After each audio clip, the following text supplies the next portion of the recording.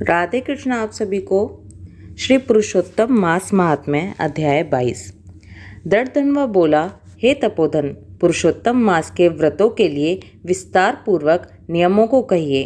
भोजन क्या करना चाहिए और क्या नहीं करना चाहिए, और व्रती को व्रत में क्या मना है, इस व्रत का विधान क्या है। श्री नारायण बोले, इस प्रकार राजा दृढ़धन्वा ने वाल्मीकि मुनि से पूछा। लोगों के कल्याण के लिए वाल्मीकि मुनि ने सम्मान पूर्वक राजा से कहा, हे राजन, पुरुषोत्तम मास में जो नियम कहे गए हैं उन्हें कहे जाने वाले उन नियमों को संक्षेप में सुनिए। नियम में स्थित होकर पुरुषोत्तम मास में हविष्य अन्न ग्रहण करना चाहिए। गेहूँ, चावल, मिश्री, मूंग, जौ, तिल, मटर, सांवा, तिन्नी का चावल, बथुआ, हिमलोचिका, अदरक, काल शाक, मूल, कंद, ककड़ी, केला, सेंधा, समुद्र नौन, दही, घी, बिना मक्खन निकाला हुआ दूध, कटहल, आम, हरड़, पीपल, जीरा, सौंठ, इमली, सुपारी, लवली, आंवला, ईख का गुड़ छोड़कर इन फलों को बिना तेल के पके हुए पदार्थ को हविष्य कहते हैं। हविष्य भोजन मनुष्यों को उपवास के समान कहा गया है। समस्त आमिष, मांस, शहद, बेर, राई और मादक पदार्थ, दाल, तिल का तेल, लहा से दूषित, भाव से दूषित, क्रिया से दूषित, शब्द से दूषित अन्न का त्याग करना चाहिए। दूसरे का अन्न, दूसरे से वैर, दूसरे की स्त्री से गमन, तीर्थ के बिना देशांतर जाना व्रती छोड़ दे। देवता, वेद, द्विज, गुरु, गौ, व्रती, स्त्री, राजा और महात्माओं की निंदा करना पुरुषोत्तम मास में त्याग दे। सूतिका का अन्न मांस है। फलों में जंबीरी नींबू मांस है। धान्यों में मसूर की दाल मांस है और बासी अन्न मांस है। बकरी, गौ, भैंस के दूध को छोड़कर और सब दूध आदि मांस हैं। और ब्राह्मण से खरीदा हुआ समस्त रस, पृथ्वी से उत्पन्न नमक मांस है। तांबे के पात्र में रखा हुआ दूध, चमड़े में रखा हुआ जल, अपने लिए पकाया गया अन्न को विद्वानों ने मांस कहा है। पुरुषोत्तम मास में ब्रह्मचर्य, पृथ्वी में शयन, पत्रावली में भोजन और दिन के चौथे पहर में भोजन करें। पुरुषोत्तम मास में रजस्वला स्त्री, अत्यंत मलेच्छ, पतित, संस्कारहीन, ब्राह्मण से द्वेष करने वाला, वेद से गिरा हुआ, इनके साथ बातचीत ना करें।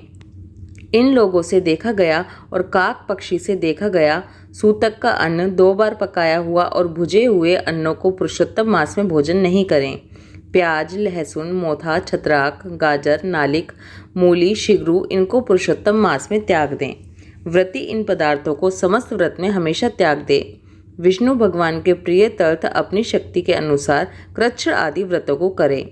कोहड़ा, कंटकारिका, लटजीरा, मूली, बेल, इंद्रियव, आंवला के फल, नारियल, अलाबू, परवल, बेर, चर्म शाक, बैगन, आजिक, बल्ली और जल में उत्पन्न होने वाले शाक, प्रतिपद आदि तिथियों में क्रम से इन शाकों को त्याग करना। गृहस्थ आश्रमी रविवार को आंवला सदा ही त्याग करे। पुरुषोत्तम भगवान के प्रिय के लिए जिन जिन वस्तुओं का त्याग करे, उन वस्तुओं को पहले ब्राह्मण को देकर फिर हमेशा भोजन करें। व्रती कार्तिक और माघ मास में इन नियमों को करे। हे राजन, व्रती नियम के बिना फलों को नहीं प्राप्त करता। यदि शक्ति है तो उपवास करके पुरुषोत्तम का व्रत करे, या घृत पान करे, या दुग्ध पान करे, या बिना मांगे जो कुछ मिल जाए उसको भोजन करे। या व्रत करने वाला यथाशक्ति फलाहार आदि करे। जिसमें व्रत भंग ना हो, विद्वान इसी तरह व्रत का नियम धारण करे। पवित्र दिन प्रातःकाल उठकर पूर्वाह्न की क्रिया को करके भक्ति से श्री कृष्ण भगवान का हृदय में स्मरण करता हुआ नियम को ग्रहण करें। हे भूपते, उपवास व्रत, नक्त व्रत और एक भुक्त, इनमें से एक का निश्चय करके इस व्रत को करे। पुरुषोत्तम मास में भक्ति से श्रीमद् भागवत का श्रवण करे तो उस पुण्य को ब्रह्मा कभी कहने में समर्थ नहीं होंगे। श्री पुरुषोत्तम मास में लाख तुलसी दल से शालिग्राम का पूजन करें तो उसका अनंत पुण्य है। श्री पुरुषोत्तम मास में कथनानुसार व्रत में स्थित व्रती को देखकर यमदूत सिंह को देखकर हाथी के समान भाग जाते हैं। हे राजन, यह पुरुषोत्तम मास व्रत 100 यज्ञों से भी श्रेष्ठ है, क्योंकि यज्ञ के करने से स्वर्ग की प्राप्ति होती है और पुरुषोत्तम मास व्रत करने से गोलोक को प्राप्ति होती है। जो पुरुषोत्तम मास व्रत करता है उसके शरीर में पृथ्वी के जो समस्त तीर्थ और क्षेत्र हैं तथा संपूर्ण देवता हैं, वे सब निवास करते हैं। श्री पुरुषोत्तम मास का व्रत करने से दुःस्वप्न, दारिद्र्य और कायिक, वाचिक, मानसिक पाप ये सब नाश हो जाते हैं। पुरुषोत्तम भगवान की प्रसन्नता के लिए इंद्र आदि देवता पुरुषोत्तम मास व्रत में तत्पर हरि भक्त की विघ्नों से रक्षा करते हैं।